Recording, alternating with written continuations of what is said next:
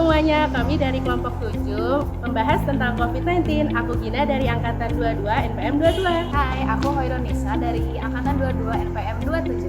Hai, aku Martiza Aulia dengan NPM 44 Angkatan 22. Halo, aku Salsabil dari Angkatan 24 NPM 29. Halo, aku Julia dari NPM 32 dari Angkatan 24. Halo, aku Intan dari Angkatan 24 NPM 33. Halo, aku Fitri Angkatan 24 dan NPM 38. Halo, aku Radia Salsabila Angkatan 2024 NPM 54. Halo, aku Cynthia dari Angkatan 24 dengan NPM 7001. Halo, saya Lina Octaviana dari Angkatan 22 dengan NPM akhir 146. Halo, aku Muhammad Zaini Maulana, Angkatan 2022 dengan NPM akhir 148. Oke, selamat pagi teteh-teteh. Oke, sebelumnya terima kasih ya sudah menyempatkan waktunya untuk hadir di sini. Jadi mungkin mau tahu dulu sih teteh-teteh tadi habis ngapain kalau boleh tahu? Habis olahraga. Olahraga. Wah, sehat sekali. Itu film hari apa teh kalau boleh tahu? Tiap hari Jumat. Oh, hari Jumat. Ya sih, emang kelihatan dari fakul kayak wah ini orang-orang berkumpul untuk apa? Oh, ternyata untuk senam gitu. Lanjutkan teh. Oke, jadi perkenalkan kami dari Farmasi Unpad nih teh. Jadi kami itu akan mengedukasi teteh-teteh ini mengenai COVID-19. Nah, untuk lebih jelasnya nanti akan dilanjutkan oleh rekan saya. Gitu. Jadi mohon disimak ya teteh-teteh. Terima kasih. Oke, mungkin aku mulai dulu ya tentang COVID-19. Jadi, Teteh sebelumnya pernah dengar kan pasti tentang COVID-19. Nah, jadi COVID-19 itu sebuah penyakit yang disebabkan oleh virus. Nah, virusnya itu namanya SARS-CoV-2. Nah, virus tersebut tuh menempel itu di reseptor. Reseptor itu namanya AC2.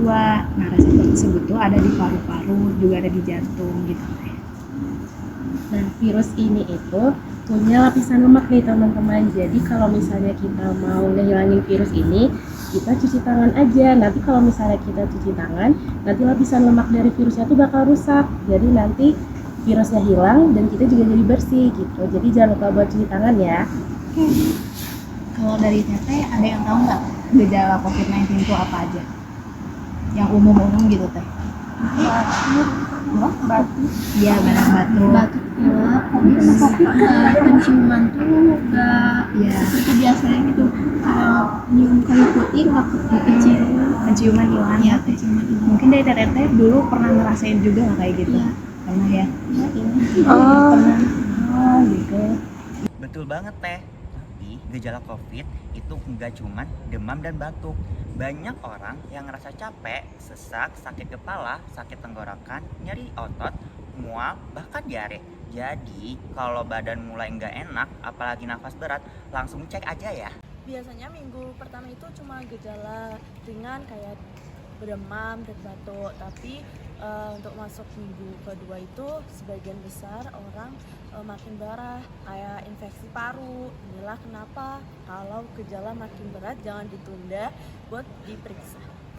Jadi COVID-19 itu bisa menyebar lewat percikan seperti bersin, bicara, atau batuk. Nah, itu juga bisa menular ketika tangan kita kotor lalu menyentuh wajah. Nah, itu COVID-19 itu penyebarannya bisa sampai 3 hari di permukaan seperti meja atau baja. Terus yang bikin kayak COVID tuh mudah menyebar gitu tuh karena kayak kita yang sebagai kayak pasien yang belum kayak kelihatannya tuh sehat, tapi sebenarnya tuh dia bisa jadi sebagai penular juga. Terus juga kayak bahkan sebelum gejalanya muncul pun dia tuh punya risiko yang tinggi untuk menularkan ke yang lain. Gitu. Jadi udah dijelasin beberapa poin-poin dari teman-teman aku juga tadi kan. Terus tentunya kita harus mencegah dari si COVID ini sendiri. Nah, caranya itu gimana? Jadi rajin cuci tangan seperti yang udah dijelasin tadi. Terus bisa juga kita pakai masker kalau lagi batuk. Tadi ada gejalanya batuk juga. Terus juga kalau di tempat umum juga pakai masker. Terus jendela itu dibuka supaya sirkulasi udaranya bagus, dan juga jangan sentuh muka gitu karena sensitif ya, dari tangan bisa langsung ke hidung gitu misalkan. selanjutnya ada terapi sama pengobatan. Untuk pasien tanpa gejala itu biasanya bakal diisolasi 10 hari setelah spesimen diagnosisnya itu terkonfirmasi. Nah, untuk isolasi ini tuh bisa dilakukan di rumah masing-masing maupun di fasilitas publik yang disediakan oleh pemerintah. Kalau untuk pasien dengan gejala ringan sampai sedang itu biasanya bakal dikasih terapi simptomatik. Nah, terapi simptomatik ini tuh bakal ngasih obat antipiretik, contohnya tuh kayak paracetamol atau ibuprofen untuk menurunkan demamnya. Kalau untuk pasien dengan gejala yang udah akut, itu tuh bakal dikasih terapi suportif dini, seperti contohnya terapi oksigen dan pemantauan hingga gejalanya itu hilang dan pasien udah memasuki kriteria untuk dikeluarin dari rumah sakit. Nah, gitu. Kan tadi udah dijelasin ya teman-teman terkait COVID-19 gitu.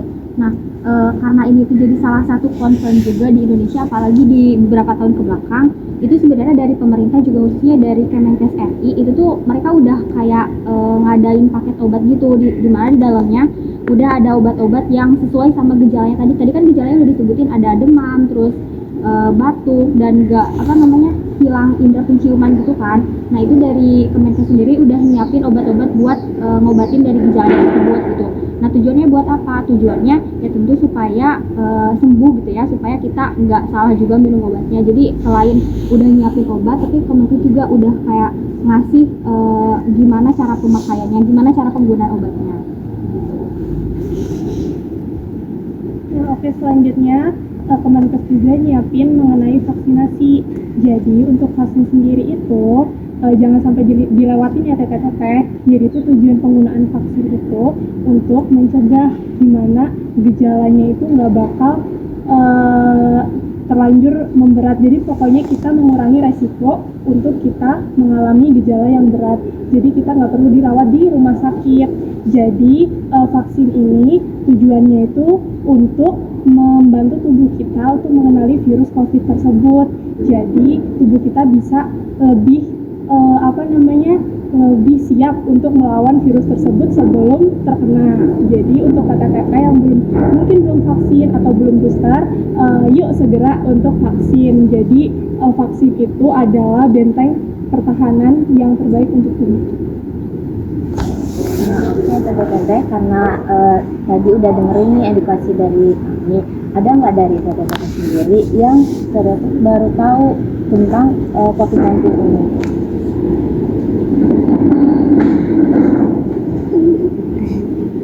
Udah tahu sih. Ya udah tahu ya, karena itu emang pandemi di beberapa tahun yang lalu, jadi emang semua orang mungkin tahu tentang COVID ini secara keseluruhan. Mungkin kami mau minta pendapat teteh-teteh gitu tentang COVID ini gimana?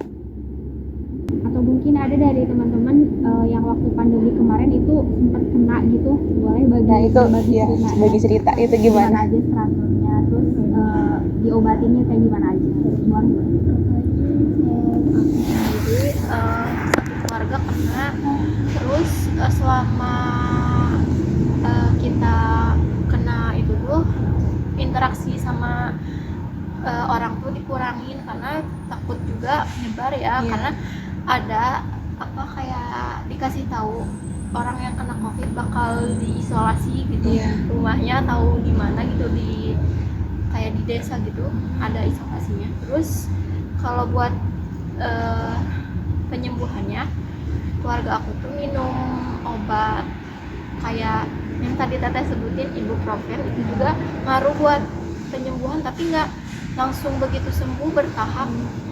Kalau penyebab itu tuh awalnya karena karena mama aku tuh kerja di luar, makanya kesebar gitu di keluarga kita, makanya langsung kesebar gitu. Tapi nggak semua keluarga sih, adik aku nggak kena. Terus kita tuh sempat berobat, katanya yang nggak kena tuh karena imunnya kuat. Kalau buat itu penciuman ada 2 minggu baru sembuh. Kalau untuk panas, batuk, pilek tuh hampir seminggu lah. Kalau penciuman 2 mingguan. Itu teteh isolasinya berapa lama? Isolasi sebulan. Sebulan? Ya karena emang benar masih ada kayak batuk pilek. Kalau buat panasnya mah udah kayak nggak lama panasnya.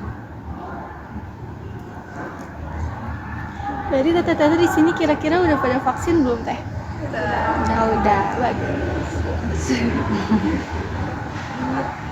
Mungkin ada pendapat dari teteh-teteh yang lain atau gimana gitu pengalamannya pas pandemi kemarin gitu misalkan. Jadi kurang interaksi aja sih sama orang lain yang biasanya selalu ngobrol deket gitu. Iya. Jadi agak dibatasin, harus berjarak lagi. Terus waktu vaksin kan Iya. kalau vaksin pas di sekolah, Iya. nah aku kira tuh kayak disuntik biasa ya, nggak akan ada reaksi apa-apa. Ternyata setelah vaksin tuh kenapa pusing? Oh itu. Ada reaksi pusing gitu. Itu bisa dibilang respon imun tubuh kita dari itu kan vaksin tuh benda asing ya. Nah, itu dimasukin jadi tubuh kita juga udah kenal nih sama si vaksin Covid. Jadi kalau ketemu Covid itu tuh tubuhnya udah siap nih, aku udah pernah ketemu kok sama yang ini gitu. Jadi itu respon tubuh, makanya emang demam karena emang benda asing ya dimasukin gitu. Tapi itu nggak berbahaya kok, karena emang itu kayak apa ya, dibilang efek samping tapi nggak yang bahaya gitu. Berarti respon tubuhnya juga imunnya itu merespon terhadap itu, berarti bekerja gitu imunnya. Bagus kok itu. Oke, teteh-teteh, mungkin terima kasih ya sebelumnya sudah mau sharing-sharing juga dan juga mau mendengarkan edukasi dari kami juga. Mungkin sekian sih dari kami, itu aja.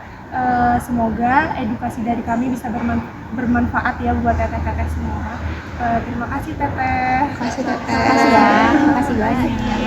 Sekian dari kelompok 7. Terima kasih sudah menonton. Bye-bye. Born on the wrong side of the ocean, with all the tides against you.